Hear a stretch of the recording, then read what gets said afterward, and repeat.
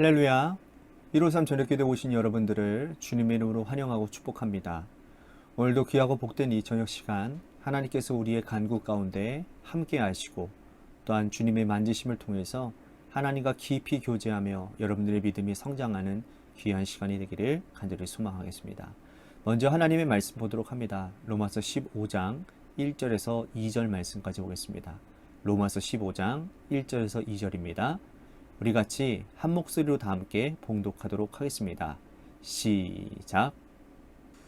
믿음이 강한 우리는 마땅히 믿음이 약한 자의 약점을 담당하고 자기를 기쁘게 하지 아니할 것이라. 우리 각 사람이 이웃을 기쁘게 하되 선을 이루고 덕을 세우도록 할지니라. 아멘. 학교 무용론을 주장하는 사람들이 갈수록 많아지고 있다고 합니다. 이렇게 주장하는 이유는 몇 가지가 있는데요. 첫째로는 교사의 권위가 예전 같지 않아서 학생들이 이 지식을 전달하는 일이 용이하지가 않고, 또 두 번째로는 학생들도 학교만이 아니라 여러 경로를 통해서 지식을 전달받을 수 있는데 굳이 학교에 가느냐라는 그러한 주장인 것이죠. 학교에 가면 따돌림이 있고 또 공동체 의식은 또 과거 같지 않아서 배움의 산실이 되지 못한다라는 생각도 있습니다. 일견 맞는 말이기는 한데 이런 생각은 상당히 위험하다고 할 수 있어요. 왜냐하면 학교는 학업만 배우는 곳이 아니기 때문입니다. 학생들이 학교에 가서 자신과 다른 친구들을 만나게 되죠. 그러면서 그 관계 가운데서 자신의 모난 부분들을 갈고 닦습니다. 그렇게 오랜 시간 동안 학교 공동체의 일원으로 성장을 하고, 그래서 공동체성이 양성이 되어져서 공동체로 나아가는데 어려움이 없게 되는 것이죠. 그래서 사회에 나가면 학교보다 훨씬 더 다양한 사람들을 만나게 되죠. 그들과 함께 문제없이 살아가기 위해서, 이런 관계성을 회복하기 위해, 공동체성을 회복하기 위해, 성장시키기 위해 학교에서의 경험은 참으로 중요하다고 할 수가 있다는 겁니다. 학교뿐만입니까? 여러분, 교회 공동체는 어떻습니까? 교회는 학교와 비교할 수 없을 정도로 다양한 사람들이 모여있는 곳이라고 할 수 있어요. 어떤 사람들은 이 교회 공동체 생활을 할 필요가 없다라고 생각을 합니다. 신앙생활은 나와 하나님과의 1대1 관계이지 교회에 굳이 나가서 그렇게 부대끼며 그런 싫은 꼴 안 보는 그런 것들 볼 필요가 뭐 있냐라고 그렇게 생각을 한다라는 거예요. 하지만 이것은 지극히 편협적이고 또 잘못된 생각이라고 할 수 있습니다. 신앙생활은 위에 계신 하나님과의 관계인 동시에 함께 살아가는 이웃들과의 관계이기 때문인 것이에요. 이 두 가지의 균형을 이루어 나갈 때에 건강한 신앙생활이라고 할 수가 있다는 겁니다. 자, 말씀을 통해서 깨닫게 되는 것은 공동체를 통해서 확인해야 되는 거예요. 믿음 생활에서 봉사의 자리가 필요하고, 또 교회 생활을 통해서 또 나의 신앙 인격이 연마되어지는 경험을 해야 비로소 우리가 제대로 된 성도라고 할 수가 있다는 것이죠. 이런 맥락에서 오늘 본문을 통해서 성숙한 성도가 가야 될 방향에 대해서 오늘 사도 바울이 자세하게 설명을 하고 있습니다.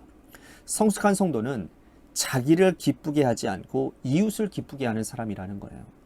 자기중심적으로 살지 않고 공동체를 기뻐하는데 자가 성숙된 성도이고, 이들이 교회를 세우는 중요한 버팀목이 된다는 겁니다. 사실 우리가 신앙생활 하다 보면요, 얌체 같은 사람들을 참 많이 만나지 않습니까? 그죠? 자신의 얼굴이 드러나는 일에는 열심을 내지만 묵묵히 봉사해야 되는 일에는 열심을 내지 않는 그런 사람들을 참 많이 만나게 되는 것 같아요. 남을 구제하는 손길에는 인색하지만 나의 이익이 되는 일에는 먼저 달려오는 사람들을 우리는 많이 만나게 됩니다. 그런 분들을 볼 때 어떤 마음이 드시나요? 지극히 자기중심적으로 신앙생활하는 사람들을 만날 때 화가 치밀어 오를 때가 있잖아요. 그들은 밖에 나가서는 교회 다닌다고 말하고 교회에서 이런 직분을 가지고 있다라고 떠벌리고 다녀요. 이런 분들을 대할 때 여러분 어떤 마음을 가져야 되는지 오늘 말씀해 보니까 결국은 기도하라는 거예요. 인내하라는 거예요. 인내와 위로의 하나님을 기억하고 가르치라는 거예요. 하나님께서 그들을 인내하신 것처럼 우리도 인내해야 된다는 겁니다. 동시에 나의 상한 마음을 하나님께서 위로해 주신다는 거예요. 결국 성숙한 자들은 기도하라는 뜻입니다. 믿음이 성숙한 자들은 연약한 자들, 미성숙해서 공동체를 어지럽히는 자들, 지속적으로 상처 주는 자들과 다투지 말고 인내하고 위로하시는 하나님의 은혜를 기대하며 기도해야 된다라는 거예요. 우리는 어떻습니까? 믿음이 연약한 자들, 공동체를 어지럽히는 분들을 위해서 얼마나 자주 기도하나요? 바울은 또한 결정적인 말씀을 하고 있습니다. 그리스도께서 우리를 받으셨기 때문에 너희도 서로 받아야 된다라는 거예요. 그리스도께서 우리를 받으시는 시점이 언제입니까? 우리가 아직 죄인 되었을 때에, 우리가 아직 연약했을 때에, 우리가 십자가의 원수 되었을 때에 그리스도께서 우리를 받아주셨어요. 만약 우리가 반듯한 성도가 된 후에 그리스도께서 받겠다라고 하셨다면 우리는 영원히 그리스도에게 수용되지 못했을 것입니다. 우리가 연약하고 미성숙했을 때 예수님께서 우리를 받아주셨죠. 그 은혜로 인해서 이렇게 성장할 수 있었다라는 겁니다. 그리스도의 놀랍고 극진하신 사랑을 받은 우리가 어찌 연약한 자들을 받지 않을 수가 있겠냐라는 거예요. 우리는 1만 달란트 빚진 자들이니 우리가 서로 받는 것이 마땅하지 않냐라는 겁니다. 이런 맥락에서 우리가 지금까지 수용하지 못했던 사람들의 얼굴을 한번 떠올려 보았으면 좋겠습니다. 이제부터라도 적극적으로 수용하시기를 바랍니다.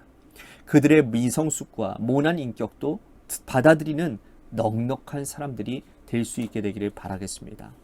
또한 예수님은요, 유대인들도 받으셨고 이방인들도 받으셨다라는 거예요. 그래서 복음서에 보니까 예수님이 얼마나 많은 사람들을 수용했는지를 잘 알 수 있지 않습니까? 제자들도 다양한 인격을 가졌어요. 어부도 있었고 세리도 있었고 열심당원들도 있었고, 예수님이 순한 예고를 여러 번 했음에도 불구하고 제자들은 누가 크느냐 자리 싸움만 하고 있었단 말이죠.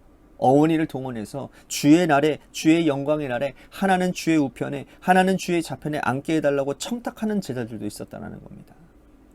그러나 주님은 이들을 다 품어주셨어요. 주님은 제자들의 발을 씻어주시면서 그들의 죄와 허물을 용서해 주십니다. 우리가 예수님의 본받는 제자들이라면 우리도 이웃을 수용하고 성도들을 받아들일 수 있어야 되는 겁니다. 이것은 기쁨이 넘치는 일이라는 거예요. 여러분, 그거 아시죠? 이러한 기쁨은 경험해본 자만이 알 수 있는 기쁨이라는 거예요. 믿음이 연약한 자, 미성숙한 자를 수용하면 우리의 마음속에 말할 수 없는 기쁨과 평강이 넘치게 될 줄로 믿습니다. 그리고 그 기쁨은 소망으로 이어질 거라고 저는 확신합니다. 오늘 말씀 생각하면서 우리 같이 기도했으면 좋겠습니다. 어떤 사람이라도 수용할 수 있는 넓은 마음을 가지게 해주십시오. 허물과 죄를 용서받았으니 용서하고 베푸는 인생을 살게 해주십시오. 오늘 말씀 생각하면서 우리 같이 기도했으면 좋겠습니다. 또 한 가지 우리 교회를 위해서 간절히 기도합니다. 하나님께서 세워주신 몸된 교회가 하나님의 뜻 가운데 주님, 하나님을 기쁘시게 또한 이웃을 행복하게 하는 아름다운 주님의 교회로 거듭나게 하여 주시옵소서. 뿐만 아니라 재개발 가운데 놓여져 있는 주님의 교회를 위해서도 여러분들 간절히 기도해 주시기를 바라겠습니다. 또한 여러분들, 우리 육신의 질병으로 고통당하시는 분들 많이 있습니다. 박순식 장로님 이제 얼마 안 있으면 이제 수술을 받게 되시는데 그 모든 과정 위에 하나님의 은혜 가운데서 완치케 되어지고 깨끗하게 치료받을 수 있도록 인도해 달라고, 또 이종미 장로님의 결과를 위해서도 기도해 주시고 주미 청년의 발목을 위해서도 여러분들 기도해 주시기를 바랍니다. 또 한 가지 여러분들의 삶의 자리와 여러분들의 자녀들을 위해서 기도하시다가 이 시간 돌아가시기를 바라겠습니다. 노래 끝날 때까지 우리 같이 합심하여 기도하도록 하겠습니다. 기도하시겠습니다.